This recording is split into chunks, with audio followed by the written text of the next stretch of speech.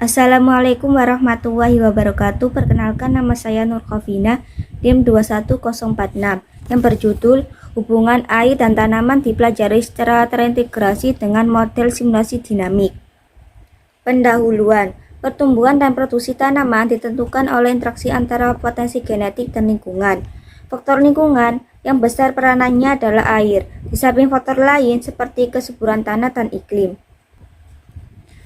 Penting mengetahui pengaruh faktor lingkungan terhadap pertumbuhan dan produksi tanaman secara terintegrasi agar dapat menentukan cara untuk mengoptimalkan produksi walaupun pada kondisi lingkungan yang suboptimum.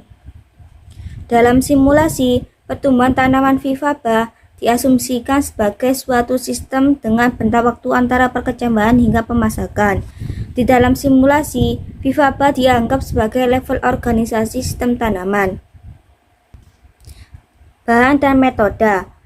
Fotosintesis. Model fotosintesis dikembangkan dari dua aspek, yakni perhitungan efisiensi penggunaan cahaya sebagai fungsi dari suhu dan koefisien pemadaman sebagai fungsi dari indeks luas daun. Laju asimilasi CO2 dari kanopi dianggap sebagai jumlah asimilasi pada kondisi cerah dan berawan. Respirasi. Model mengasumsikan bahwa rata-rata suhu udara sebagai faktor utama yang menentukan laju respirasi. Pertumbuhan luas daun. Pertumbuhan luas daun dihitung sebagai integral dari jumlah luas daun dan luas percabangan dikurangi daun yang mati. Transpirasi. Transpirasi aktual adalah perkalian dari laju pertumbuhan tanaman aktual dan koefisien transpirasi. Evaporasi. Evaporasi adalah penjumlahan dari evaporasi pada kondisi hari hujan dan tidak hujan. Laju evaporasi aktual ditentukan oleh fraksi pencahayaan matahari yang mencapai permukaan tanah dan turbulensi angin di atas permukaan tanah. Hasil. Kondisi air tanah. Salah satu parameter untuk mengetahui kondisi air tanah adalah mengukur tingkat kekurangan air tanah yang didefinisikan sebagai perbedaan kandungan air tanah antara kapasitas lapang dengan kondisi yang sebenarnya tersedia bagi tanaman. Pertumbuhan dan produksi tanaman.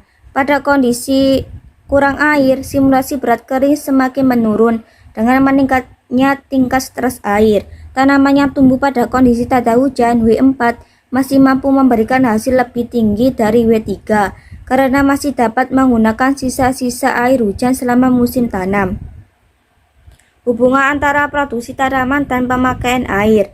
Salah satu parameter yang paling umum digunakan untuk melihat hubungan antara pemberian air dan hasil tanaman adalah efisiensi pemakaian air yang didefinisikan sebagai stuk atau kemiringan dari kurva hubungan linear antara produksi berat kering dan total pemakaian air. Pembahasan. Banyak faktor yang menyebabkan terjadinya perbedaan antara hasil simulasi dengan data lapangan. Di antaranya adalah asumsi-asumsi yang dibuat dalam model, yang sedikit berbeda dengan kenyataan di lapangan. Air menjadi pembatas pertumbuhan apabila defisit air tanah mulai mempengaruhi proses pertumbuhan dan pembentukan biji. Kesimpulan.